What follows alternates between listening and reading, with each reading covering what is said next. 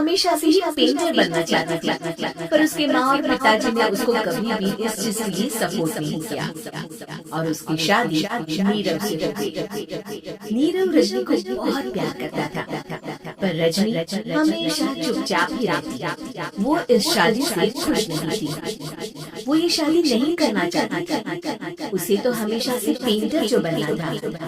अपने इस सपने को वो नहीं पूरा कर पाई, इसलिए वो हमेशा उदास रहती थी। रजनी बहुत ही बढ़िया फिल्म लगी है, कल देखने चले? नहीं जी, कल मुझे बहुत काम है, मैं नहीं जा पाऊंगी। अच्छा तो कोई बात नहीं, संडे को चलते हैं। देखिए मुझे फिल्म देखना पसंद नहीं है, आपको जाना है तो चले जाइए।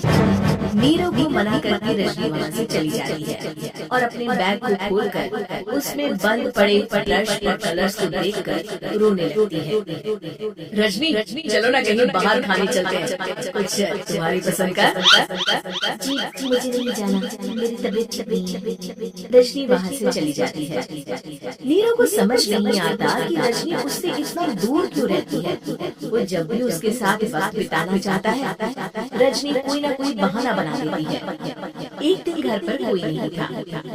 रजनी घर का सारा काम जल्दी से खत्म कर लेती है। घर पर अकेले होने के कारण वो सोचती है कि वो आज पेंटिंग करेगी। वो अपने कमरे में जाकर पेंट ब्रशेस और कलर्स निकालकर जैसे ही कलर मिक्स कर रही होती है कि दरवाजे पर बेल बज जाती है। अब कौन आ गया इस बार? इतनी मुश्किल से तो मुझे पेंट करने का मौका मिला है। रजनी दरवाजा खोलती है तो उसकी सास अपनी सहेलियों के साथ खड़ी होती है और सब घर के अंदर आ जाते हैं। अरे बहू, सबको शरबत बनाकर पिला दे, बाहर तो बड़ी गर्मी है। रजनी पेंट ना कर पाने से उदास हो जाती है। उसे गुस्सा भी आ रहा होता है कि उसने इस शादी के लिए हाँ क्यों कह दी। वो रसोई में जा रही होती है कि उसकी सास उसे रोकती है। बहू, सबके खाने का भी इंतजाम कर लेना, आज का लंच तो ये सब यही करेगी। रजनी बिना कुछ कहे रसोई में चली जाती है, सबके लिए खाना बनाती है। सब खाना खाते हैं और रजनी खड़ी रहती है कि ये सब कब जाएंगे ताकि वो अपनी पेंटिंग कर सके। जब शाम होती है तब सब चले जाते हैं अपने घर। अरे बहू, सब तेरे खाने की तो बहुत तारीफ कर रहे थे, सबको बहुत अच्छा लगा खाना। आपको मुझे सुबह बताना चाहिए था कि आपकी सहेलियां आ रही हैं। पता भी है कितना वक्त लगा सारा खाना बनाने में। अरे बहू, तू ऐसे कैसे बात कर रही है मुझसे? तो और कैसे बात करूं? मैं इस घर की कोई नौकरानी नहीं हूँ कि इतना काम करूंगी। रजनी अपने कमरे में जाकर दरवाजा बंद कर लेती है। शाम को जब नीरव आता है तो उसकी माँ उसे पूरी घटना के बारे में बताती है। क्या रजनी ने आपसे इस तरह बात की? हाँ, और पता नहीं उसे क्या हो गया है, शाम से बाहर भी नहीं आई है। मैंने तो कई बार आवाज दी, खाना भी नहीं खाया उसने। तू ही बात करके देख ले बेटा। नीरव अपने कमरे का दरवाजा खटखटाता है। रजनी, दरवाजा खोलो, मैं हूँ। रजनी दरवाजा खोलती है और फिर वापस जाकर अपने बिस्तर पर लेट जाती है।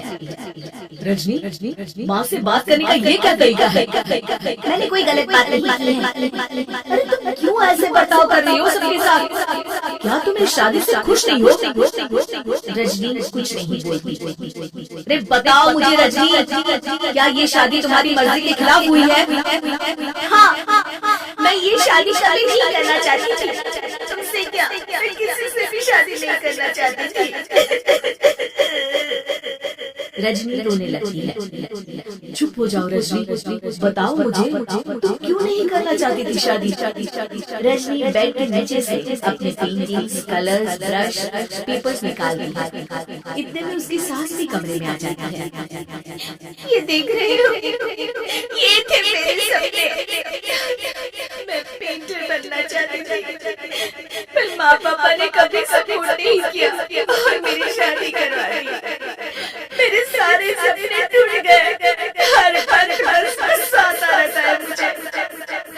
मैं जानती हूँ कि आप लोगों की इसमें कोई गलती नहीं है, पर मैं क्या करूँ, मुझे समझ में नहीं आता।